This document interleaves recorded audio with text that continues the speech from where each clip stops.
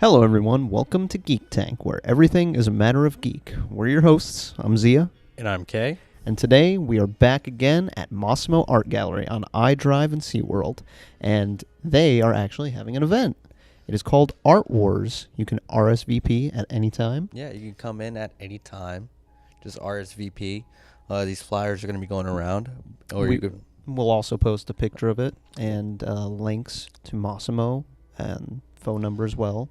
So you can RSVP. It is $20, and you get all materials included. All materials included, and get to paint your very own Stormtrooper helmet. That's right. So if you like Star Wars and you like art, and you feel like you want to be a little creative, come on down.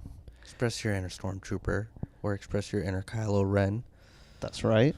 And while you're at it, you can actually take in all the beautiful art that's around. Yeah. They're constantly putting up new displays. They have a new display on the wall behind the camera that no one can see right now because we wanted to leave them in suspense, right? Yeah, so yeah. they actually have to come in to see the new stuff. But in the meantime, you can enjoy what's behind us, and you can also enjoy what we're talking about today. What are we talking about, Kay? Devil May Cry. That's right. And 5 is coming out when? Next week. I'm excited. Are you excited? I'm excited. Fuck yeah. Hell yeah. Fuck yeah. I was playing the demo again this weekend. We were playing it before we shot this. Yeah, that's actually why we're doing this topic, isn't it? Yeah. Because it's just like, okay, let's talk about Devil May Cry. Yeah. So, yeah, I'm super excited for the game. Yeah. So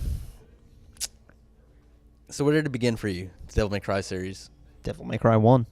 I played it probably around the same time I played Kingdom Hearts as a kid, because I think they both came out in 2001. I think I played Kingdom. I think so, and I vaguely remember Devil May Cry coming out first, but I played Kingdom Hearts first, and I remember me and my friend we were always into the same stuff, and I remember playing Devil May Cry and I'm like, yo, you gotta check out this new game. It's bloody as fuck. Dude gets stabbed and it just stands up. It's like nothing. Yeah. Yeah. It's funny, right? Because like how the Devil May Cry franchise it became to be, it was like a failed Resident Evil. Yeah, it was originally supposed to be Resident Evil 4, which I actually saw, by the way, the beta gameplay of that. Yeah. Yeah. So it was basically Leon running around in a castle. Yeah, Leon running around the castle is like the same castle that you'd play in. Yeah. Devil May Cry. It's nuts because it's like, okay, they had this hot IP, Resident Evil, and then it's just like... Still a hot IP, technically. Oh, well, yeah. They created something, and it's just like, oh, what do we... This is not exactly Resident Evil. Right. What do we turn it into now? Yeah. And it became this other new hot IP. It's funny because Kamiya's first breakout game, I'm pretty sure it was Resident Evil 2, and then he ended up taking over what was going to be Resident Evil 4 and turned it into Devil May Cry. Wow. So, but yeah, it was also a mashup of apparently this is what I hear, that apparently there was a glitch in Onimusha that lets you kept juggling enemies. Oh. And it was like that kind of spawned the idea for Devil May Cry. It's funny because, like, yeah, because Resident Evil had guns, Onimusha had swords, Devil May Cry has both. What if you combine the two? Oh, wait, you take demons like in Onimusha, but make it so you're kicking their ass like in Resident Evil? Yeah. Kind of? I don't know. It's a combination of both, right? So you... Yeah, because Devil May Cry 1 had sort of like a horror-ish feel. Yeah. It's, in a sense, you could say it's kind of like Capcom's Castlevania. A little bit, yeah. A little bit. I don't want to go that far. Obviously, it's not a Metroidvania or anything like that, but, like, you know. It's in the vein of that supernatural stuff. Supernatural, good versus Victorian evil era. Stuff I always Well, liked. not Victorian era, but, like, but Victorian they have, like, a style. sort of a... Yeah, because, well, if you think about it, they're in a castle. Yeah. Dante's got these weird steampunk clothes in the first one. Kind of his look changes as we go on. Yeah, so there's some of that there. It's also kind of reminiscent of Hellsing, I think. So I never played Devil May Cry 2, though. I have to admit. Okay, well, let's talk about where you started with Devil May Cry first. Okay, so I rented it at Blockbuster, and I was like, oh, this is cool. And this is the first one? Yeah, the first one. I was like, oh, I love Red. How old were you? Also, I love Red, too. Why you gotta keep on reminding everybody I'm like old as shit, man? How old? Just flaunt it. Flaunt your flaws, man. You're old. It's a flaw. When did it come out? 2001? I think it was 2001. 2001. Do you want me to pull out my phone right on the show and Google it? I'm gonna do that. Yeah, do it. Do it. Because we gotta remember Kay is old and his memory is failing now. Exactly. So I'm trying to do math in my head. 2001. I was probably 14 or 15. Probably. You can't remember. Do the math. 15, subtract. But anyway, you rented it from Blockbuster. You were a teenager. Yeah. And I was just like, oh, what is this? You know, it doesn't have those kind of controls that Resident Evil had. Because I also read it in the magazine that, you know, this was supposed to be a Resident Evil game. Yeah, so I didn't even have that kind of exposure. I didn't know what Devil May Cry was. I just picked it up used because I could only get a cheap game at the time. Yeah. You know, I was at my parents' mercy, and it happened to be Devil May Cry. I was like, okay, let's try it. And yes, August 23rd, 2001. August 23rd. So it was probably after my brother's birthday. Yeah. He was born August 15th, so he's probably the one who rented it. And I got introduced to it by that, and we tried to play it. It was hard. Controls were kind of hard because, like, there wasn't like an action game kind of like that. Yeah, it was one of the first of its kind. So it was different, and look at what it spawned now. You know. Yeah, so now the franchise I feel like has gotten popular, but let's go back to what you mentioned before, which was Devil May Cry 2, which you never played. Yeah, I never played. It's a black sheep in the series. Yeah. So do you know why? I heard it became too easy. Too easy. It didn't have that standard difficulty. The controls were kind of like more stylized, I guess, but trying to make it easy at the same time, as comparison to Devil May Cry 1, where it was like more technical. Yeah, almost like a fighting game. Yeah. Whereas this was just a standard action game. So here's where I think people go wrong. Mm-hmm. They're saying Devil May Cry 2 is a shitty game. It's not a shitty game. It's a shitty Devil May Cry game. But it's not a shitty game. It's just, you know, it's passable. I remember, I never finished it because I was bored with it. You could basically just walk through the game shooting the guns, killing everything. See, that was the thing. Devil May Cry 1 had that balance of like, okay, you use the gun to juggle your enemies, then you just, you know, you continue follow up with the sword attack. Yeah, you get a little chip damage yeah. off your guns. You don't get like real damage dealing Otherwise, shit for the most part. I guess Devil May Cry 2 just pretty much became like a third-person shooter. No. As if you say like if the guns are that powerful, you can shoot everything. Well, yeah. I mean, but a third-person shooter has challenge when you have to shoot things. Like this is. Okay. So you know how you shoot in Devil May Cry. Yeah. Now just imagine the guns do significant damage. Okay. Yeah. So you're just walking through. See, if I wanted to do that, I would play Gungrave. Okay, but Gungrave, again, is a passable shooter. This is just, it's not a shooter. It's this nothing. is just shoot everything to win. This is just walk and just press square. Yeah, pretty much. Okay. So I'm glad that's the problem. But there's some cool things it added. I mean, you could run on the walls. You could do the fucking shooting upside down, which they added later with the gunslinger class. They had the two-way aiming, where you can aim in both directions. Like that kind of shit was cool. But you know, it's just ultimately it was a mediocre game. So who worked on the second one? I have no fucking clue. I don't care about the second one. So Kamiya worked on the first one, right? And that was the only one he worked on. Yeah, that's the only one he worked on. And then second one, we should look this up. Hot trash as a Devil May Cry game. Oh man, I'm Mr. Research Man today. I should have come in prepared. But literally, we came up with this topic today. Yeah. So, Devil May Cry 2 director.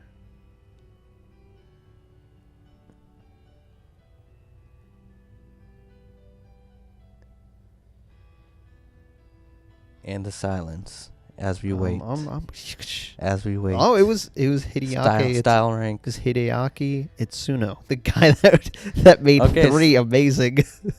So it was Itsuno.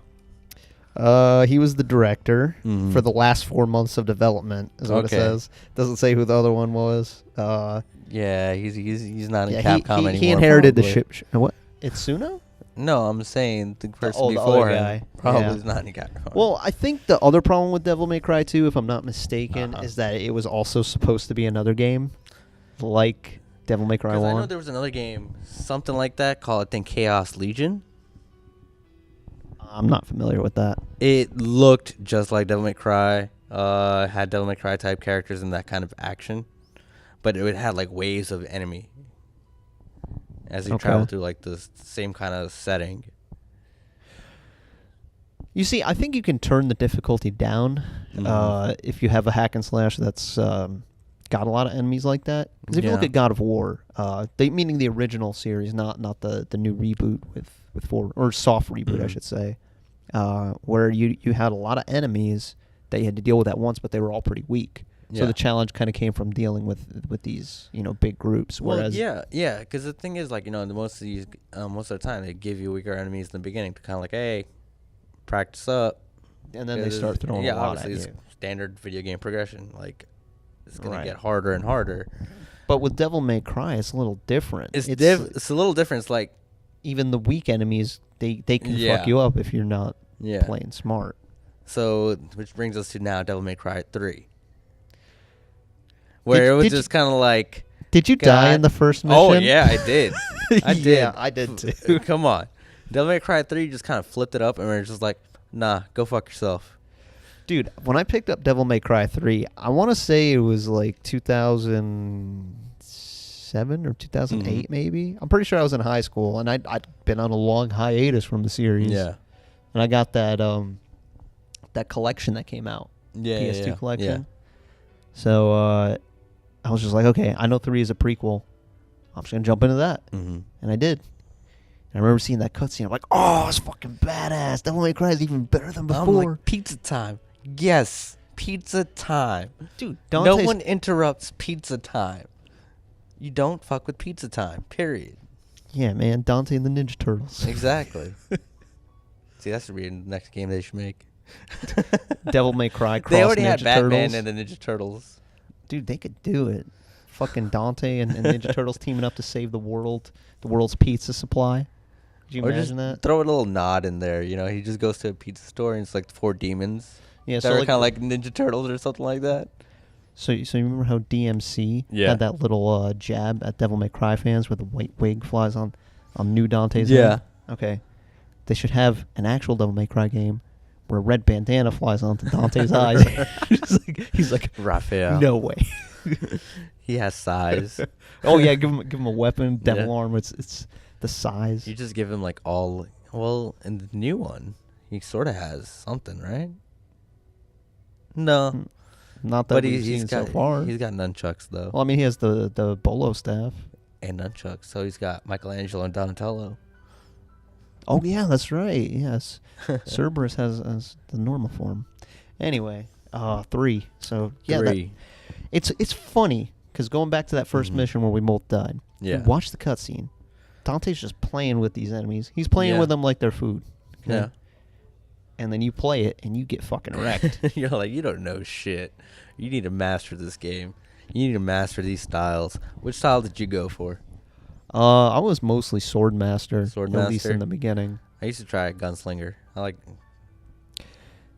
feel like gunslinger was cool to play around with, but it's just like at the end of the day, sword master is going to be your most used one. I mean, a lot of people, I believe, liked Royal Guard. Royal Guard. With the, I was going to say that with the high level content, Dante must die mode, I switched to Royal Guard. Yeah. So character designs. Which Dante do you prefer? All of them. All of them? Yeah, pretty much. I mean, he always looks like a rock star, man. Yeah, man, he's great. Red. It's. I mean, if I had to rank them though, I really like 3's design, and I like 5's a lot so far. I love 4's design. 3 is great because it shows like, since it is a prequel game, it showed him like being young and just like this overconfident and dude, just like, yeah, I can fucking take on the world. Yeah. In which Dante can take on the world. Pretty much. You see, one great thing about 3 was the theme, "Devils Never Cry." Mm-hmm. That song is actually, like, if you listen to the lyrics, it's good because it kind of gives you insight into Dante's character. He always seems like a carefree, loving guy. Yeah. Like, not, I shouldn't say loving, he's killing demons, but, like, he's carefree, he seems like he's having fun all the time, he's not really worried about anything. Mm-hmm. But It's then just when go you with the flow character in a well, sense. that's what he seems like. But then Yeah. you listen to that song and you realize, like, oh, you think about his past, having lost his mother to demons, seemingly lost his brother. You realize, like, oh, wait, this is all just revenge on demons. He's pretty fucking angry. And this is how he deals with it. He deals with his trauma. It made him better. It's like the superhero beginning, Yeah. his pain made him a hero. But then you also see how that goes wrong with Virgil, his brother. Yeah. Yeah. You lack motivation. He becomes obsessed with power, whereas Dante becomes obsessed with revenge. Mm-hmm. I don't think either one of them are really good, but meaning those kind of motives. But you can see how Dante's transforms him for the better. The great thing about it too, it's even though it's an adult game, the character of Dante, he doesn't curse, he doesn't smoke, He doesn't drink. He doesn't drink, at least not that I know of. But he seems to be a pretty wholesome guy for the most part. Yeah, it's just like he's the most adult Dante has ever gotten, I think, was Devil May Cry 4 with the sexual innuendo. Even that it was just all in fun. It was just all in fun. It's because like he's doing it against demons. Right? Yeah, he's not actually serious about it. He's playing around. Yeah, he's just like. Same thing with the one demon in Devil May Cry 3 that becomes the Nevin guitar. If you remember the succubus, remember her? Yeah. That was another funny conversation. But yeah, Devil May Cry 5, Devil May Cry 4. Jump in. They pulled that Metal Gear Solid 2 on us. Yeah, well, the trailers make it seem like you're gonna. No, wait, the trailers pretty much revealed Nero up front. Yeah. But they made it seem like Dante was a bad guy. Mm-hmm. Pull that Metal Gear Solid 2 on us. It's just like Raiden. No, Nero. No, see, Devil May Cry 4 did better than MGS2 because obviously. MGS2 had this huge switcheroo where it's like, oh, you guys love Snake, right? No, you're not playing Snake at all, except for this first hour. I don't know, you can clear the tanker in quicker than an hour. Yeah, it's like half an hour. Not even. So yeah, let's just say the first half hour is Snake, and then the rest is just Raiden. Totally blindsided. At least Devil May Cry 4 let you new character, and you still got to play Dante for about half the game. Mm-hmm. And I just love like the promotional stuff that they have for these games too. Like as you see Ruben Langdon doing the mocap, and he's already doing the mocap for the main character, but also the commercial for Devil May Cry 3 he did. Yeah, where he's like kicking the camera and stuff all like that. Seeing the behind the scenes and all. It's just. Dude, that's one of the things I love about what Capcom does with a lot of their games, not just Devil May Cry, is that they have actual actors. Mm-hmm. These people are acting out the scenes with the motion capture gear on. They're doing stunts, and these are actual stunt actors. They're doing technical shit. I love watching those live action scenes where it's showing what the actors were doing and then how it translated into the game.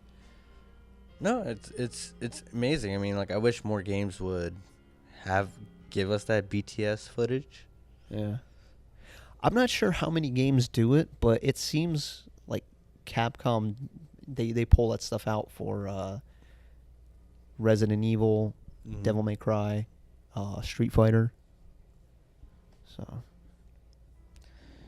So Devil May Cry 4. Yeah. Get this whole new, which takes place canonically before DMC2. Yeah. Yeah, DMC2 is they kind of just I think it still is canon. It's ignored is what it seems like. It's the stepchild you don't care about. It's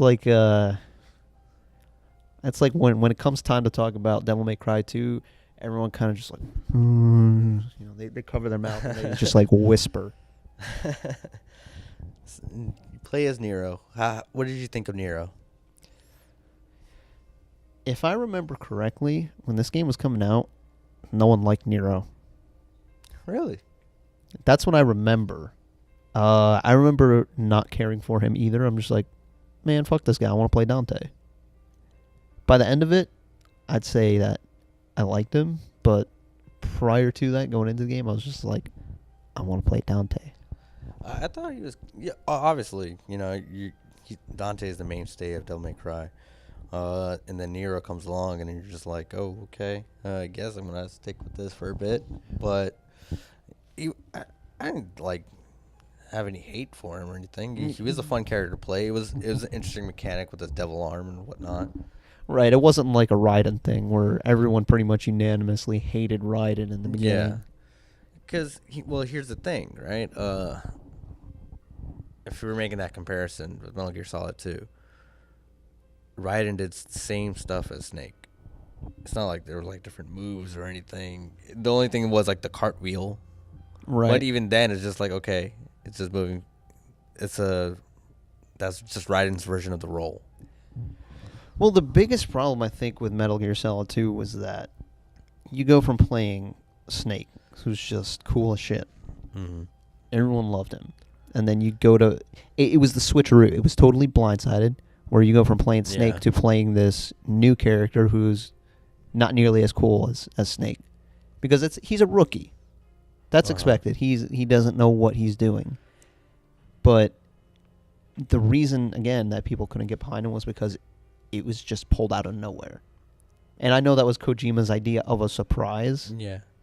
Yeah, but I don't think it worked out well in his favor. I mean, we're straying off topic about DMC, but the funny thing about that is that then when it comes time to MGS4, it's yeah, you guys hated on Raiden, now look at him now. Yeah. Well, that's because the cyborg ninjas are always cool. Yeah. I was yeah, see, this is what I was going for, but you ain't getting this now. So that's the thing. I'm pretty sure that Nero was disliked at first. Maybe not so much as Raiden. Yeah. But he was disliked, and now people like him. I think people liked him by the end of Devil May Cry 4 as well, but let's get into the next entry, because this is why I think everyone is so happy to have Nero again. DMC happened. Ooh. The Ninja Theory reboot. This is a time when Capcom was just outsourcing their games to other third parties to develop. Because I know that's what happened with Lost Planet 3, another franchise. I don't know which one, but I'm pretty sure they were just okay, it's costing us too much money.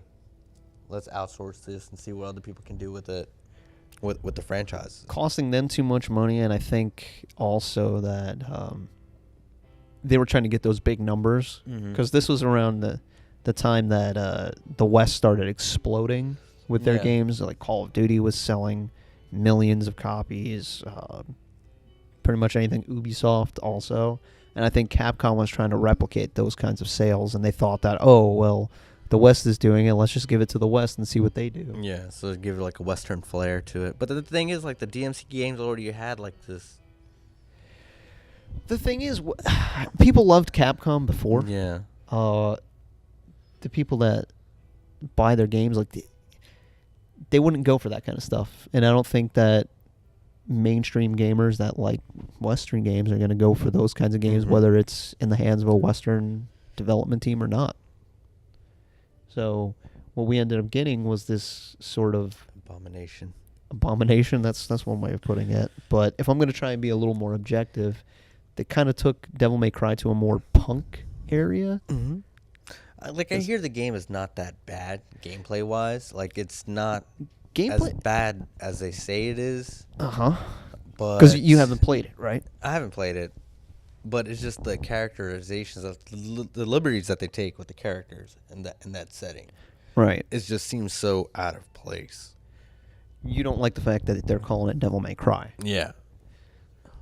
So, I have a similar opinion about that. I don't like that it's Devil May Cry. Mm-hmm. I think the game, if it was just its own thing, probably would have been pretty good. Pretty good. Gameplay was solid. I played the demo. Mm-hmm. The story seemed interesting. It was kind of like that movie, They Live. Have you seen that one? Yeah. Yeah. So it's not like it was anything groundbreaking, but it was kind of cool. So DMC is the abomination. We don't hear anything about this game afterwards. This world ain't getting a sequel. This DMC is not getting a sequel or anything like that. They sort of set it up for a sequel, They too. set I it think up they for a really thought it sequel, was going to be but- something successful. But You see, it probably would have had a better chance had they handled it better, because like I said, they insulted the fan base big time on multiple occasions. yeah, they made They spat in their face. Dante smoked, cursed, whatever. All that. Yeah, they stuff. totally And it changed was the just- it was just character. like, no, the whole point of it was to show you that the character can be cool without having to resort to that. Also, I feel like they made him less cool. It's Oh, just yeah? me personally. But yeah, interesting ideas that just were mishandled. So But other than that, like I heard the gameplay is actually not bad. Like it's okay. But okay. it's not. It's baby mode though. Like I heard it's easy, Yeah, but it's it's easy. fun. Still, There, in comparison to like Devil May Cry 3 and Devil May Cry 4, where it's like, is literally a 3D fighting game. okay, yeah, and Ninja Theory they're not really known for making technical Mm-hmm. hack and slash games, because they did Heavenly Sword and Enslaved yeah, Odyssey. That was my something. first PS3 game, Heavenly Sword. I remember I was like, oh. It's God of War, but just with a female character. Okay, Yeah, I was like, oh. but it wasn't as good as God of War. No. And then God of War 3 came out and just like, you want to play? Yeah. So now we're 1 week away from DMC 5. You know, I can't even believe that we're in the same universe that this happened. How did we do it? We shifted the timeline somehow. Mm-hmm. We did it. We did it. Not us, but meaning like the whole I fan base. remember going on like 4chan and going on the video game board of 4chan and just seeing like whenever the other DMC, the DMC that, you know, we don't want to mention, was coming out, people were just like, no, buy like the HD collection and or the remaster and stuff like that. Well, Support that that to show Capcom. And dude, I bought it. I was like, Dude, yeah. I bought the HD collection. I bought Devil May Cry 4 Special Edition on PS4. Yeah, I have it on PS4 as well. Dude, the fans, Capcom's fans really fight hard for their stuff, because I Yeah. remember there was something similar with Mega Man Legends 3, which sadly got canceled. Even though people are still trying to bring it back, Capcom, for some reason, just won't touch that. But that was a PR nightmare for them, because I know they were like blaming the people, because they wanted like the fans to put input, and they were like doing meetings or something with like the fans like online and stuff like that, and then they just kind of threw it on them. It was like, oh yeah, it's your guys' fault that we're not making it. yeah, It's like, ooh, we need to fire that. PR another dude. case of the developers blaming or spitting in the face of Yeah. the fans. Bad thing to do. Very bad thing to do. But now we have Devil May Cry 5, and I believe that because of that abomination that was DMC, people like Nero that much more.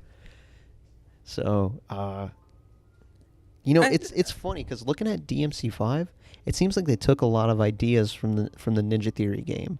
Did they? And it seems like it, because like look at the city and how it's kind of morphing and being infected by this demon tree. Yeah, that's true. That's sort of like an idea from DMC, and I think Itsuno said that some of the alternate costumes that they're adding are taking inspiration from that. Like apparently Okay. I don't know. I feel like I read somewhere that I he mean, liked if you it. think about it, like if you look at Dante, right, in DMC, he just has a jacket and a t-shirt. Yeah. Sorta. In DMC 5, Dante has jacket and and like a Henley shirt. T-shirt. Yeah. Well, that's the thing. This It's one more- looks more realistic Mm-hmm. because it's using the I RE mean, engine. The RE engine and everything, like you said, he wanted to make it a photorealistic game. Yeah, and it looks beautiful. It looks amazing. Gameplay is amazing from the demo that we played. It's just awesome. The arm mechanics for Nero are dope. The fact that they're Dude, this including a one, Mega they Man went- arm. They went all in on this one. They with went the all fighting in. game I mean- style mechanics. It's super technical. Yeah. It's really fun. And like I said, the different arms and stuff, it's just dope. I'm excited to see, even though I'm not a big fan of the character V, but like he seems pretty fun and cool to play. I saw some gameplay of him. I'm like, oh shit, you know. So, what do you think of V? A V? It's funny because he just looks like. He looks like an emo schoolboy. Yeah. He's even It's- wearing sandals. It's I was just 2000. It's like a callback to 2002 or something like that. like I look. And it's just. Oh, I'm sure I'll have fun playing him. No, yeah. But he's the character I'm least interested to get hands on I feel like with. we should title this video just yeah. I'm V just has like, come too. or no, I'm just like, because I feel like I just throughout this whole video just be like, yeah, it's great, because it is, yeah. Or maybe we should title this Zia Insults Ninja Theory's lead developer or whatever. He doesn't mean anything, guys. That's Just playing that's around. my angry fanboy showing. Yeah. Yeah. The anime, DMC had an anime. Yeah, I watched some of it. I watched like all of 4 it. episodes. Remember, I was like, fuck yeah, dude. Dante's this cool ass dude. Hell yeah, no one's gonna say shit to him about it, eating a strawberry sundae. See, I don't remember too much about it except the Sunday thing and constantly ordering pizza and put it on my tab. That's about it. I mean, it was obviously, you know, cashing in on the hype of DMC, but it was a good show. I wish they made more. Hmm.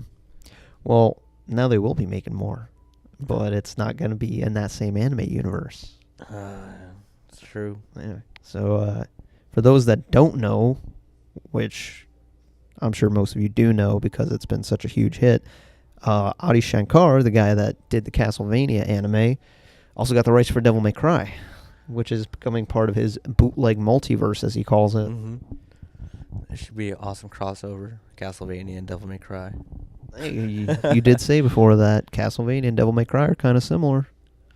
I mean, did say if that. you could imagine that if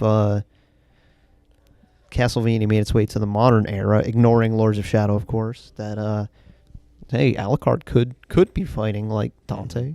Give just his sword, some guns. There you go. As long as they get Ruben Langdon To be Alucard. to be Dante. Oh, you mean you're talking about Devil May Cry? Sorry, I was thinking Castlevania. See, should do a petition for the Devil May Cry show that Eddie Shankar's Yeah. doing. Yeah, be like, yo, you got to get Ruben. You need to get What Ruben. are you doing, man? You got to get Ruben.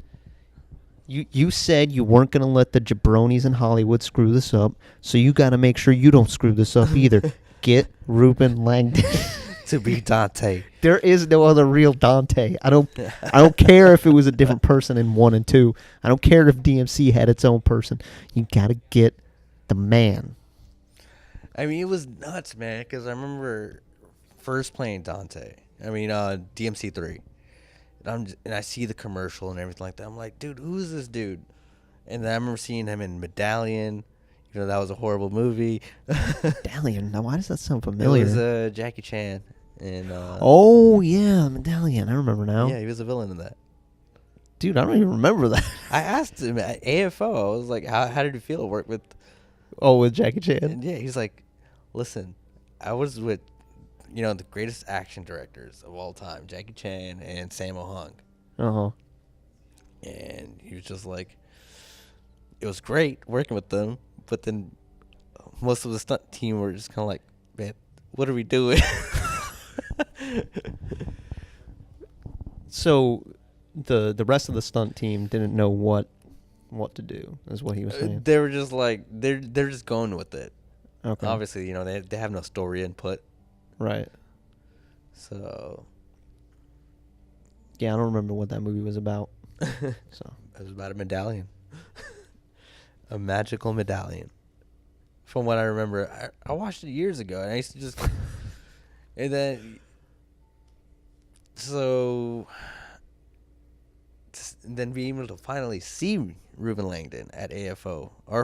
Okay, so what was your first interaction? I went to get his autograph. Okay. I was gonna have him sign Devil May Cry 4, my collector's edition, which he did. And I saw he was wearing a Bruce Lee shirt. So I started talking to him about Bruce Lee because, I love Bruce Lee. Not just as an actor or martial artist, but as a philosopher. I started talking to him about all that, and, I was just like, holy shit, like, Ruben ain't no joke. He knows all this shit. And I was like, wow. I was like, was Bruce Lee your entryway into this? He's like, yeah. He's like, I love Bruce Lee. Like, that's how I got started in all this. Like, we started talking about it. He told me, check out his panel that night. Mm-hmm. I went and checked it out. I was like, oh shit. So you already know. Ruben's on that woke level. So I was like, okay. I mean, like I said, I've said this to him too. My first interaction was because this was just right around the time that DMC Ninja Theory 1 was coming out, or had came out, and it was my first AFO, and I was just obliterated drunk in cosplay, whatnot, and I'm like, oh, Ruben Langdon's Toe, Theory of Everything panel. I'm like, oh shit, Dante's hosting a panel. I gotta go check this out. Go in. He's setting up the cameras and whatnot. And then there's like this lady sitting in front of me. I'm just like buzzed off my mind, off alcohol and whatnot. And I'm just like, while he's setting up the cameras, I'm like, Mr. Langdon, you're the only Dante. You're the best Dante. He's just like, oh, okay. He's like, all right, thanks, man. Yeah. Hope you enjoy the panel and whatnot. And then there's this lady sitting in front of me, and she's just going like, I hope you're ready for this. I'm like, what? What? What's going on, man? What did I get into? What the fuck? And even my friend that was sitting next to me, you were just like, oh shit, what's going on, man? Like, is he gonna like show off moves or anything like that? Mm-hmm. I'm just like, okay. And then the panel goes on, and it's like, just information while you're inebriated. So what did you do? I was just like, oh, I gotta go. I gotta go, man.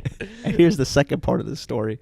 I remember sitting in the back and seeing some dude get up, shirtless, just in boxers, get up and walk out of the panel. Yep. That was Kay. Yep. I didn't know him at the time. But I remember just like, he started telling this story one time, and I was just like, that was you? Go. I know. I stayed through that whole thing. I go to his panel every year. Well, that was my first time. And then the next year, obviously, I stayed. I was like, nah, man, I gotta give Dante's panel You didn't get super philosophical until you met me. Is that true, or like? No. So were you always philosophically inclined? Yeah. I mean, if people talked about it, I'd just give them my opinion on stuff. Right. But you never really sought it out. I never sought it out. Okay.